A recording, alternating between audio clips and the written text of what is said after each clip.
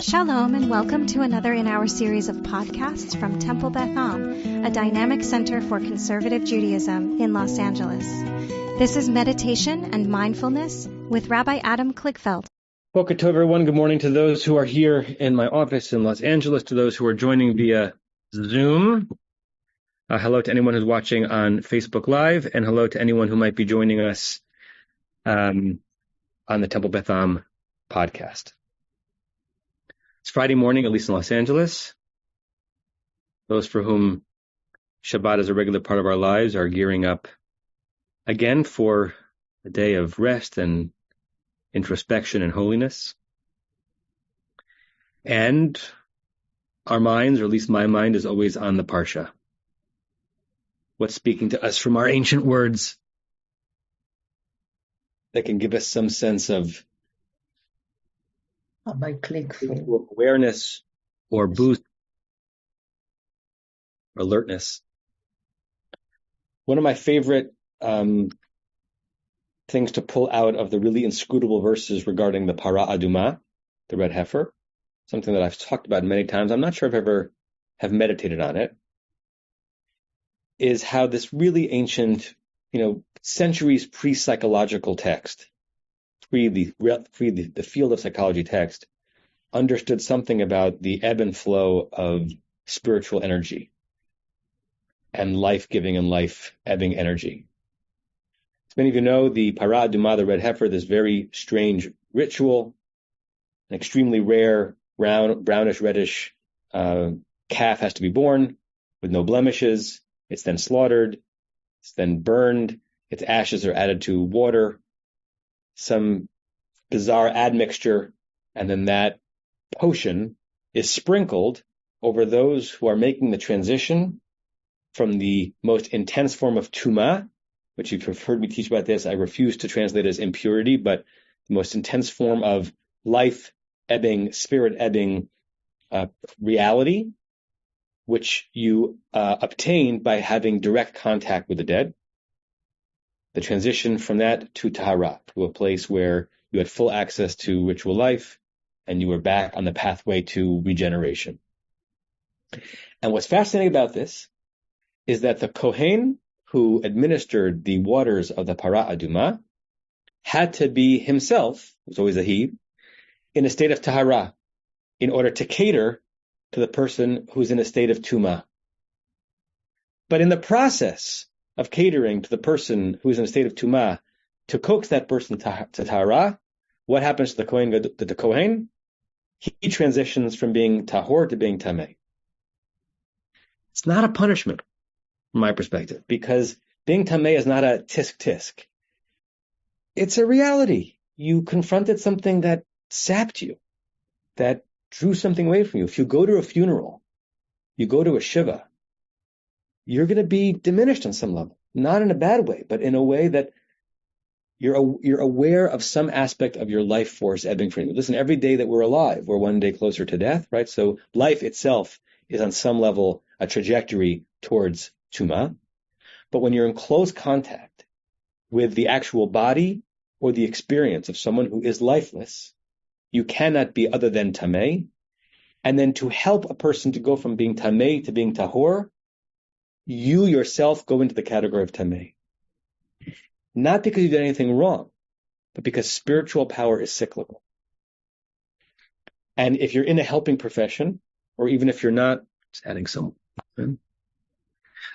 if you're in a helping profession, or even if you're not in a helping profession, if you ever helped someone, you can feel both a sense of pride and uplift that you've been helpful, and there's an exhaustion sometimes in lending your expertise, your mind, your spirit, your time to someone who needed your strength, needed to hold on to you as a crutch to get up the mountain.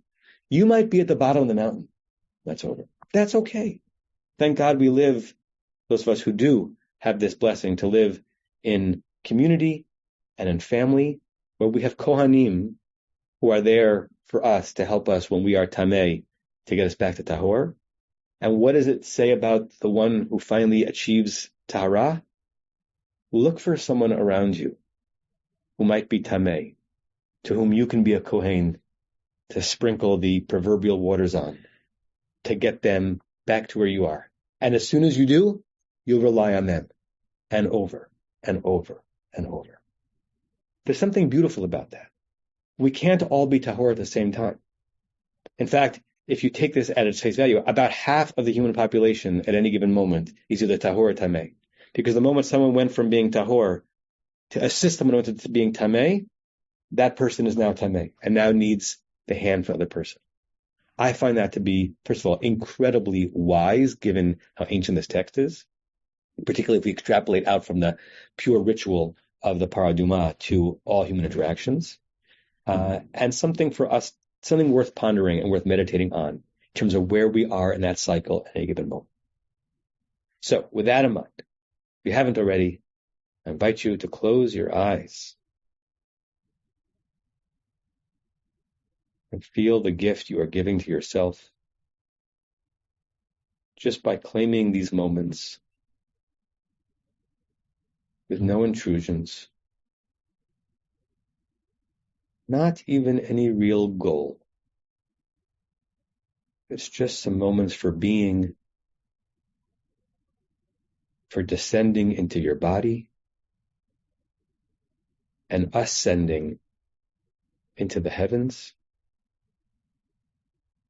and reclaiming breath as something delicious, something to savor.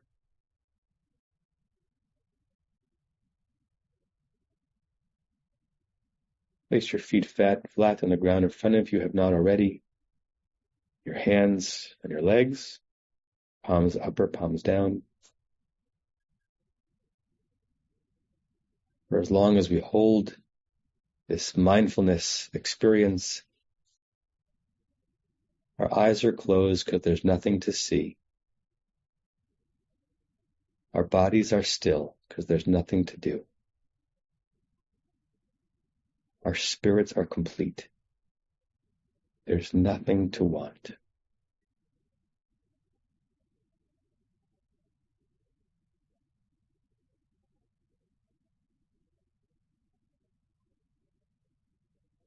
Even if you don't shift your body,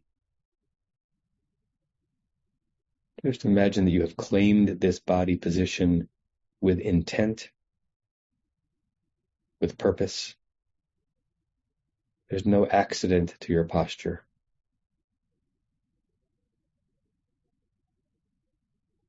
And let your mind travel to parts of your body that might feel a tingle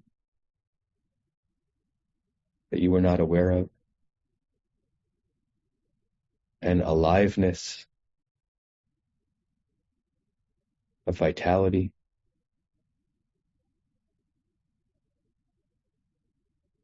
And maybe let your mind travel to parts of your body that might feel the opposite, weary, deadened. Your body is a swirl of tameh and tahor. Your body courses with blood, which is, to our tradition, the paradox of tameh and tahor. By bringing oxygen to your body and enlivening you, it's the vehicle of tahor. The moment it leaves your body and is exposed, it indicates tameh. You have cells in your body dying this minute, this instant. That's the pathway to tameh.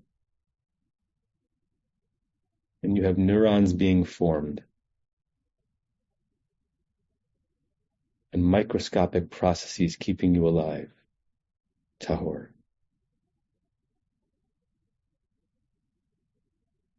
You have thoughts and feelings that are bolstering you, propelling you, motivating you towards doing the right and the good, towards living life fully, tahor.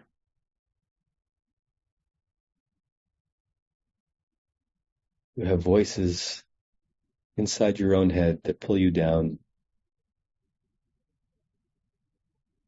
make you doubt yourself, pull you away from the right and the good. Tameh.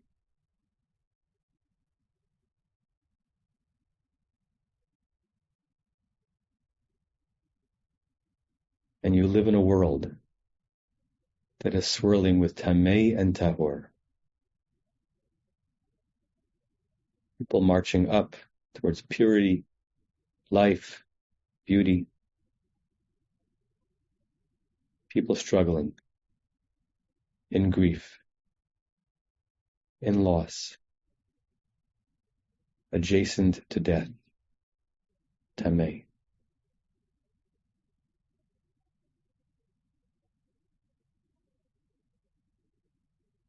Just allow your mind to create an image, any image. It doesn't have to make sense. How you are mapping the Tahor and the Tameh around you. The sustainers who start from Tahor to give a boost to those who are Tameh, and who inevitably descend the escalator to Tameh in order to offer that help.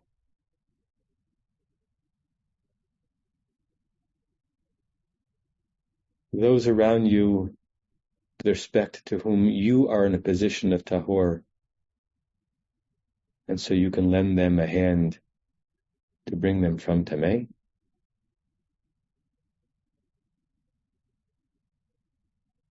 And in sort of an Escher painting kind of way, at the same time, the people who are Tahor compared to you, whose hands you grab for,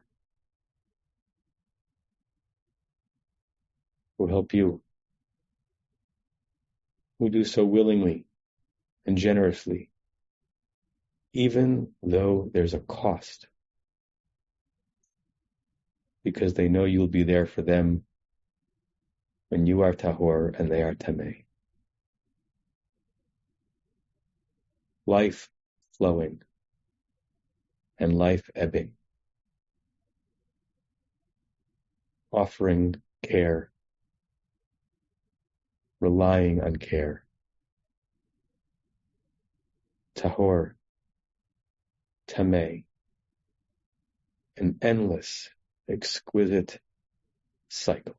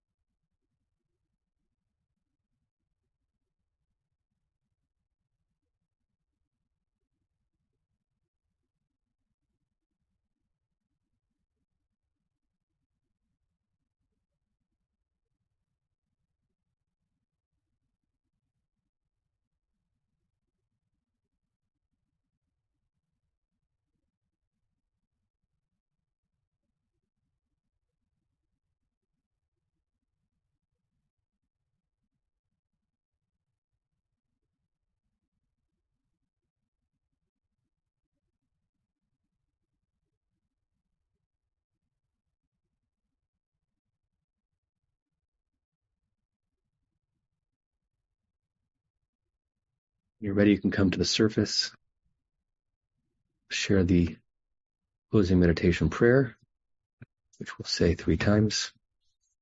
And then I'm just going to give a little logistical announcement after that. May we and all beings have happiness in the causes of happiness. May we all be free of suffering. And we all experience true happiness that has no taint of suffering. And may we live in great equanimity, free from burdening attachment to loved ones and contempt for others, but rather with compassion for all. May we and all beings have happiness in the causes of happiness. May we all be free of suffering in the causes of suffering. May we all experience true happiness that has no taint of suffering. May we live in great equanimity, free from burdening attachment to loved ones and contempt for others, but rather with compassion for all. May we and all beings have happiness in the causes of happiness. May we all be free of suffering in the causes of suffering. May we all experience true happiness that has no taint of suffering. And may we live in great equanimity, free from burdening attachment to loved ones and contempt for others, but rather with compassion for all. I say to you all, Shalom, and Namaste, and Shabbat Shalom. You have been listening to another in our series of podcasts from Temple Beth Am, a dynamic center for conservative Judaism in Los Angeles. If you enjoy these podcasts, we invite you to write a review on the Apple Podcast site or wherever you get your podcasts. For more information about Temple Beth Am Los Angeles, go to tbala.org.